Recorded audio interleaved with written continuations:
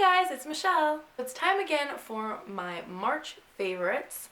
I know that my last video was literally my February favorites.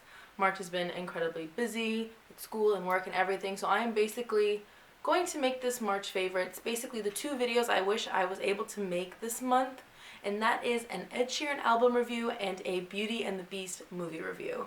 Those are pretty much the only two things that have occupied my favorites of March. So that's basically what this video is going to be. So I am going to start with the Ed Sheeran album review, so if you want to see the Beauty and the Beast review only, I will leave a link to the timestamp in the description, and you could just skip on over to that, but I don't know why you'd want to, because who doesn't love Ed Sheeran? So, earlier this month, Ed Sheeran finally released his album, Divide, to complete his mathematical equation of albums, and it was exactly what has been anticipated. So it's been 2 years since Multiply came out, so everyone was really hyping up this album because it's been so long without new Ed Sheeran music. So when he finally dropped Castle on a Hill and Shape of You, his two big buzz singles, like the whole world was freaking out. Castle on the Hill is obviously the more like classic Ed Sheeran kind of style, while Shape of You is more of that like bop, like you can get down to. So I was happy with both. I was very excited to kind of see the different styles that he was going to put on this album. Basically, this album has a super folksy, kind of like Scottish-Irish, like pub jam folk. I don't know what the fuck I'm saying, but basically it sounds very, I don't know. Basically probably what I think Mumford & Sons sounds like, because I don't listen to Mumford & Sons, but I feel like that's probably what they sound like. I really love like every single song on the album because you have all his like cute ballads and all of his sad ballads, and then you have all of like the like really like pump up music songs. So I was very happy with the selection of every song.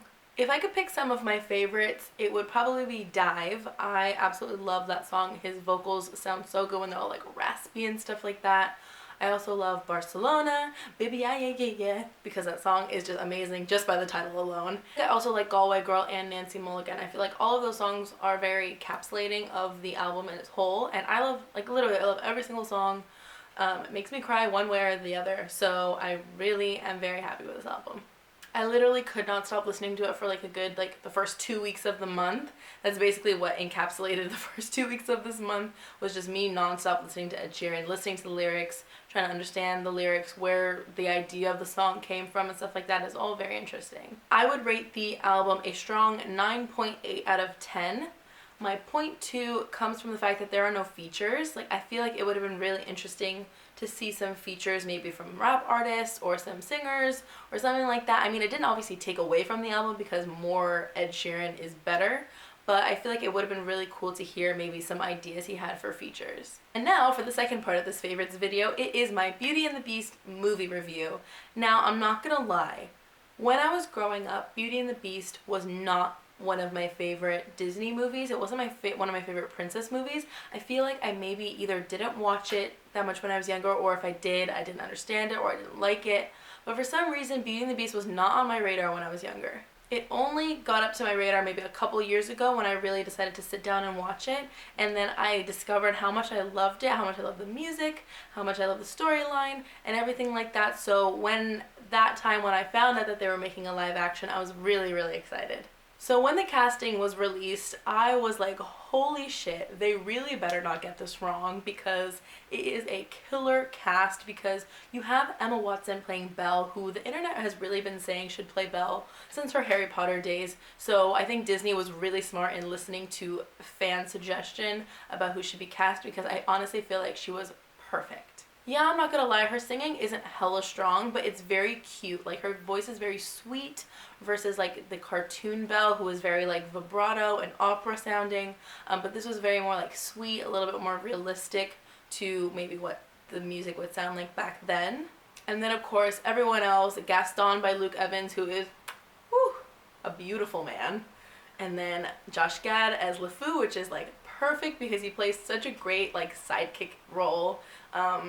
Like, him singing Gaston is like one of my favorite songs. And then I really like how they casted everyone else. So they've got like Emma Thompson as Mrs. Potts, and Sir Ian McKellen as Cogsworth, and Ewan McGregor as Lumiere. Like, I feel like it was a super star-studded cast. So they were very smart on who they casted and the type of role that they played. So I was very impressed with them. What I also really liked about the movie, by the way, I've seen it twice. So I watched it opening night, obviously, because, you know, any Disney movie, I'm hyped as fuck. But then I also watched it a couple days ago again because I really wanted to get the full effect of it again, because obviously the first time you're kind of, you know, seeing what it's like, what's different about it, what's not, and the second time you're able to really appreciate the story. So when I watched it the second time, I was like fell in love with it all over again. I cried both times. I just think it was so beautifully done. And you know how I was saying that Ed Sheeran's album encapsulated the first 2 weeks of this month? The Beauty and the Beast soundtrack basically encapsulated the last 2 weeks of this month because I have been listening to it non-stop. Like, I'm not even kidding. Like, I will be driving to work and I will be listening to Belle and Gaston and Days of this, like, all of it. I don't know why I love it so much, but I just do. What I'll also say about the movie that I really liked was its focus on the backstory, because in the original movie you don't have a lot of backstory about the Beast and his life and why he's so evil and stuff like that. And then of course you don't also have Belle's backstory about what happened to her mom and why she just lives alone with her dad and how she kind of becomes the girl that she is. So I was really impressed with the way that Disney was able to encapsulate the backstory and make it relevant to the movie and how it actually applies to the full storyline instead of it just being like a separate thing. I literally want to watch the movie like every day. Like every day I want to watch it. Like I literally went, before I went to see it the second time, I had a craving to watch it. Like, have you ever had a craving to watch a movie? Like, it's so weird. Like, I don't know why I'm so in love with it, but I really think they just did like an A+ job. And I cannot wait till it comes out on DVD because you know I'm about to have that shit and watch it every day. Yeah, like perfect casting, great singing, beautiful cinematography, a great storyline, a really nice way to pay homage to the original, but then also make it really different and make it for a different audience or a more advanced audience and not just for kids. So I'm really happy with Beauty and the Beast. Like, I cannot stop raving about it. Every time I see my friends, I'm like, have you seen it? Have you seen it? You gotta watch it. Can we watch it? I'll watch it with you. I don't care if I've already seen it. I'll go watch it with you again. So yeah, solid 10 out of 10. Absolute favorite. I really hope that Disney does not fuck up the rest of the live action movies that they come out, because you know I'm gonna come for them. So those are pretty much my favorites for this month. That has been encapsulating my month.